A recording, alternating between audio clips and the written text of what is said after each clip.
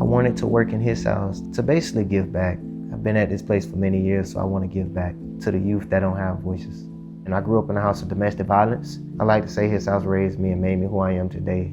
So I was looking for my identity. That gave me direction. It gave me, an idea of where I wanted to head at in life and what I needed to do. I went to court. I asked for an attorney ad litem, and I had an attorney by the name of Zachary James. My name is Zach James. Right now I'm a circuit court judge. I'm assigned to the criminal division here in Miami-Dade County. Before I became a judge, I was a state prosecutor out of law school, then a federal prosecutor.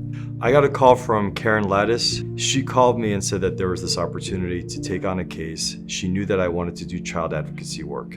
There was a young boy who was in foster care. He had been pulled out of his parents' house. The parents had their rights terminated. He was at his house, and there were some issues with this case, and he needed an advocate to represent his interests because his interests were not entirely in line with the interests of other parties in the case. So I went out to his house to meet him, and we hit it off right away. It turns out this was one of the most dynamic, smart, impressive kids I've ever met. His house gave D'Angelo stability in a time when he had so much instability in his life. Instantly when I got here, I came here highly emotional, didn't know what to expect.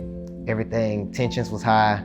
It was a warm feeling, basically. I instantly fell in love with it because we had access to things I didn't have at home. I always wanted a PlayStation. They had the PlayStation. I always wanted unlimited food. I was always short on food at home. They had it, So when I got here, it was a breath of fresh air. It braced me, and the leaders that I met at the time, the role models, they basically changed the way that I looked at things. And I started working full time at 16, basically studying for my GED, doing the things that I needed to do. And it was due to proper leadership and guidance because I couldn't do it on my own. Yeah, when D'Angelo told me that he was going to be working at his house, it was incredible. It was full circle. What D'Angelo has done with his life has been so incredibly inspiring. He is a brilliant, brilliant man, and he's made a beautiful life for himself. And he was with me every step of the way, even aftercare. He was the best, man. That dude, he was the best. He's become a part of my life.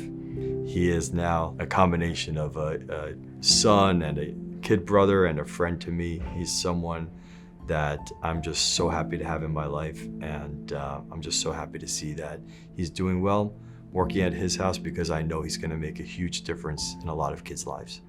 For people who aren't involved now and who may be interested in getting involved, I would say go for it. There's nothing more rewarding than giving back.